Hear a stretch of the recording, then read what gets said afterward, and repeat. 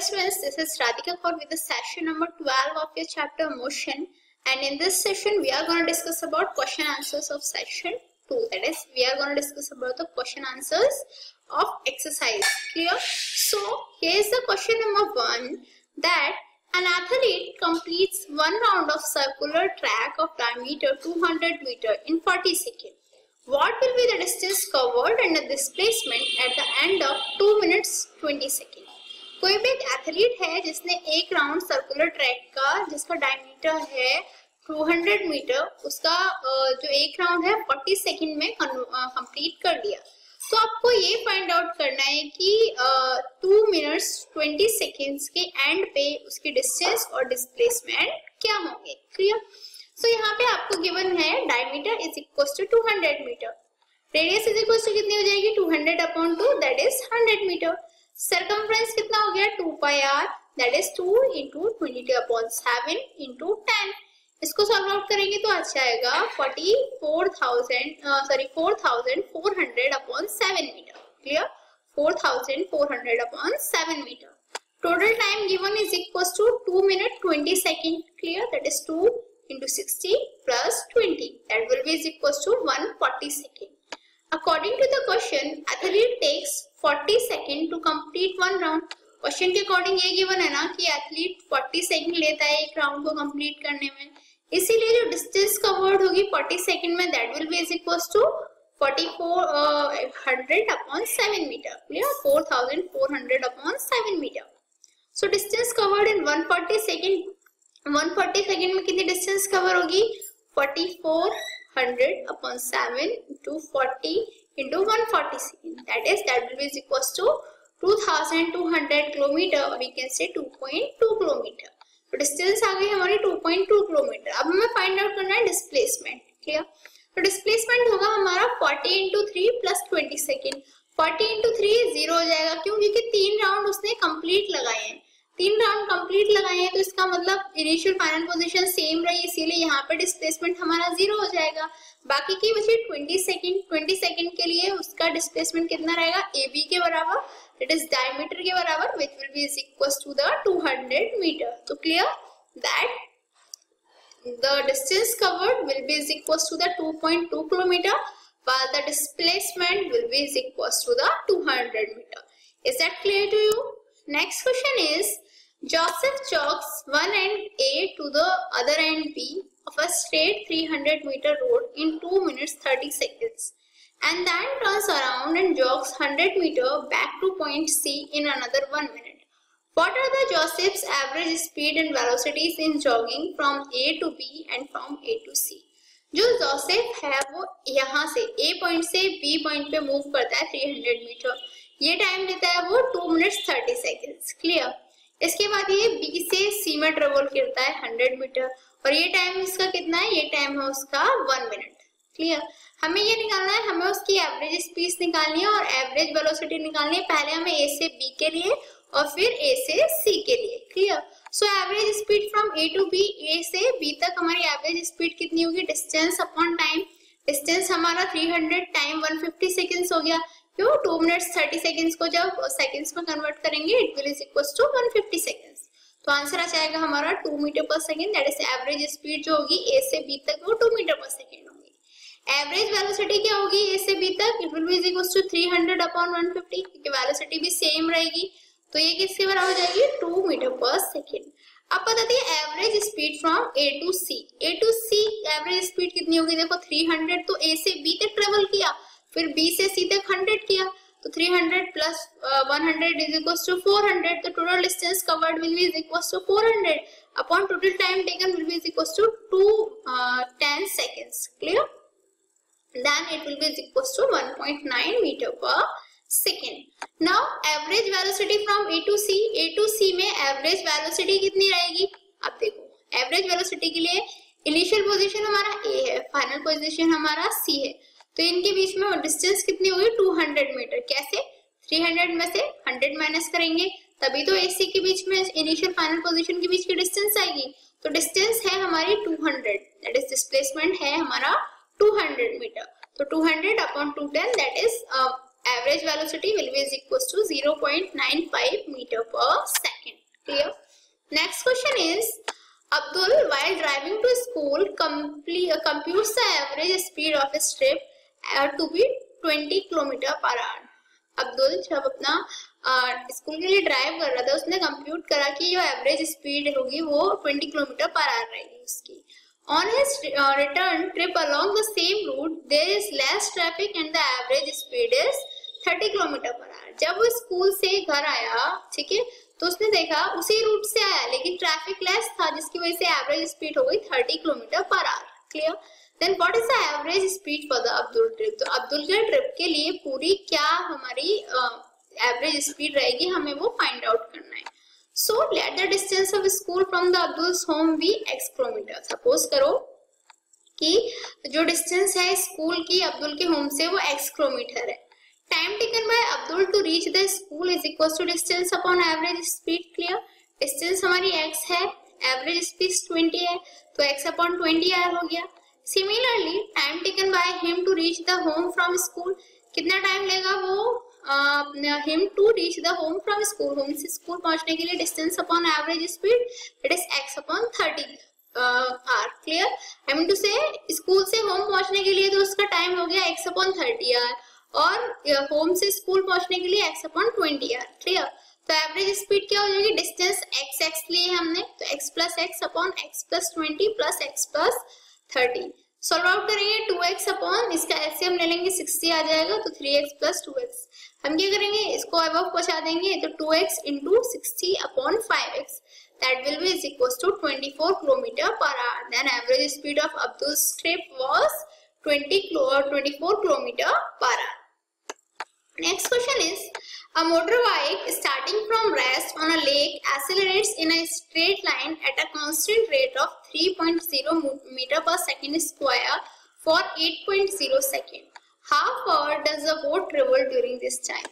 एक motor boat है जो स्टार्ट कर रही है रेस्ट से और एक्सेलरेट कर रही है स्ट्रेट लाइन में at a constant rate of 3.0 metre per square. Acceleration कितना है उसका 3.0 metre per second square for 8.0 सेकंड। टाइम कितना है 8 seconds. Then we have to find that how far does the boat travel during this time. इस time में जो boat है वो कितना ट्रेवल करेगी। यहाँ पे u is equal to given है 0, t is equal to given है 8 second and a is equal to given है 3 metre per second square. From the second equation of motion, we know s is equals to ut plus half at square, right? u हमारा 0 है, time 8 है, plus 1/2 into 3 into 8 का square, तो ये तो 0 हो जाएगा, 0 into 8, तो बचेगा क्या 1/2 into 3 into 64, that will be is equals to the 96 metre. तो कितना ट्रेवल करेगी distance 96 metre. Next question is, a ball is gently dropped from the height of 20 meter. If its velocity increases uniformly at a rate of 10 meter per square, with what velocity will it strike the ground? After what time will it strike the ground? एक ball है जिसे gently drop किया गया 20 metre height से, तो उसकी जो velocity है वो इंक्रीज हो रही है uniformly at the rate of 10 metre per second square. Height ये है, एक्सेलरेशन ये है। With what velocity will it strike the ground? किस वेलोसिटी के साथ वो ग्राउंड को स्ट्राइक करेगी and after what time will it strike the ground, और कितने टाइम बाद वो जो ग्राउंड है उसको स्ट्राइक करेगी। तो यहाँ पे u इज इक्वल टू 0 है, h हमें गिवन है 10 मीटर और g हमें गिवन है 10 मीटर पर सेकेंड स्क्वायर। अब देखो जब हम ग्रेविटी का केस लाते हैं तो वहां पे जो हमारा s होता है वो h के बराबर इज इक्वल टू हो जाता है, जो हमारा a होता है वो g के बराबर हो जाता है। तो यहाँ पे s is equal to ut plus half at square equation change हो गई, h is equal to ut plus half gt square में। क्लियर। h 10 है, 0 इनिशियल वेलोसिटी 0 है इंटू t प्लस 1/2। g क्या लेंगे, g हम यहाँ पे 10 ले लेंगे जो कि कांस्टेंट है, नॉर्मली 9.8 होता है उसकी एग्जैक्ट वैल्यू, बट हम न्यूमेरिकल्स में ज्यादा 10 लेके सॉल्व कर सकते हैं। क्लियर। नेक्स्ट है हमारा t स्क्वायर। ठीक है, सो 20 इज इक्वल टू हो गया 5t square, t square is equal to हो गया 4।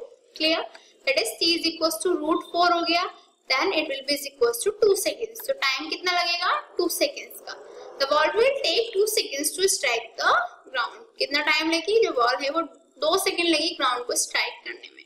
Now from v is equals to u plus gt, u plus gt से हम v is equals to u plus at होता है, a g में change हो जाता है मैंने बताया, तो v इज इक्वल टू क्या हो गया, u प्लस gt हो गया। v इज इक्वल टू क्या हो गया, 0 plus 10 into 2, that is velocity क्या हो जाएगी 20 metre per second, that is the ball will strike the ground with velocity of 20 metre per second.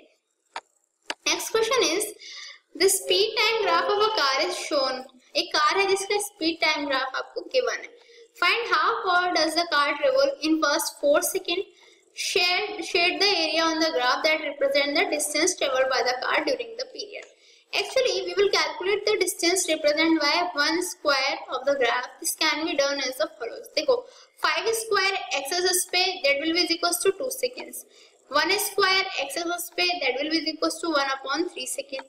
3 square y second पे 2 metre per second के equal हो गया और 1 square y axis पे that will be equal to 2/3 metre per second. Clear? Sorry 1 square on x axis this will be equal to 2/5, ये 2/3 नहीं 2/5। Clear? Area 1 square on graph, एक square का area कितना हो जाएगा 2/5 into 2/3। Clear?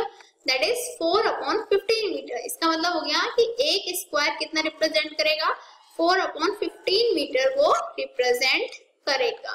Since approximately 62 squares come under the area of scope for the time of 4 second, जब हम 4 second का टाइम को और उसका ग्राफ को मेजर करेंगे तो आप देखना कि 62 स्क्वायर्स उसमें बीच में आएंगे, इसीलिए distance travelled in 4 second will be equal to 4 into 15 into 62, that is 16.53 meter.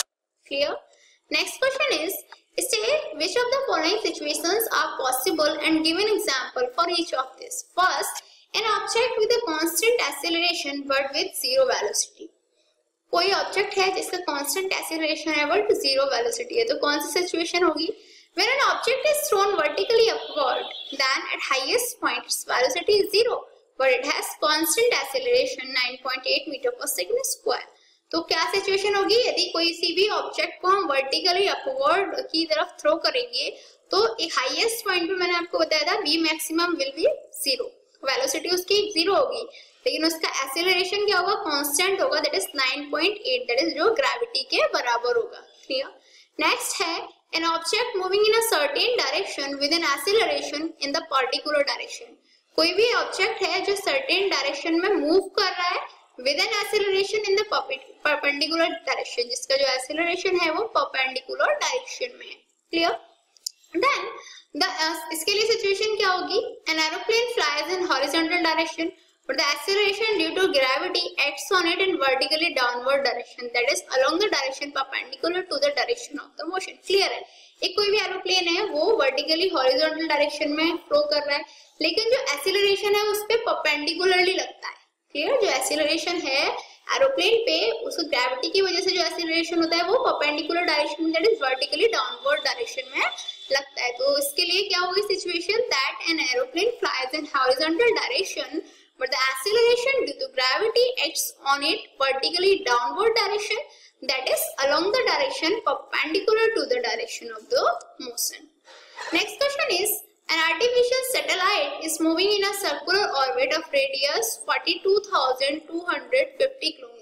Clear? Calculate its speed if it takes 24 hours to revolve around the earth. हमें given है radius of orbit r is equals to 42,250 km.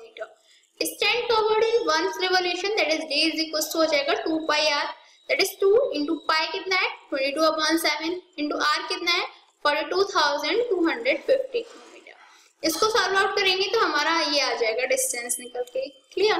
Now time taken in one revolution, एक revolution में time हमने 24 our ले लिया satellite, तो speed क्या हो जाएगी, डिस्टेंस अपॉन टाइम। डिस्टेंस की वैल्यू अभी हमने निकाली थी, उसमें हम टाइम का डिवाइड करेंगे तो आंसर आ जाएगा हमारा 1000, it will be 11,065.48 kilometre per hour. अभी हमें क्या करना है, अभी हमें इसमें 60 into 60 की इंटू डिवाइड करना है 60 into 60 से। क्यों? क्योंकि हमें इसे किलोमीटर पर आवर को किलोमीटर पर सेकंड में चेंज करना है, and this will be equal to 3.07 kilometre per second. So have you clear this question? By the way, what we learned today? We learned about the exercise questions of NCERT. हमने अपनी NCERT text book के जितने भी question answers थे वो सब यहाँ पे इस सेशन में डिस्कस कर लिए। तो अभी हमारा जो चैप्टर था मोशन वो फिनिश हो चुका है। हम उसके सारे इंपोर्टेंट क्वेश्चंस के बारे में भी डिस्कस कर चुके हैं और जो हमारे एक्सरसाइज क्वेश्चंस थे और जो टॉपिक्स थे उनके बारे में भी हम डिटेल में स्टडी कर चुके हैं। We will be, I mean to say, this is the end of this chapter. So I wish good luck.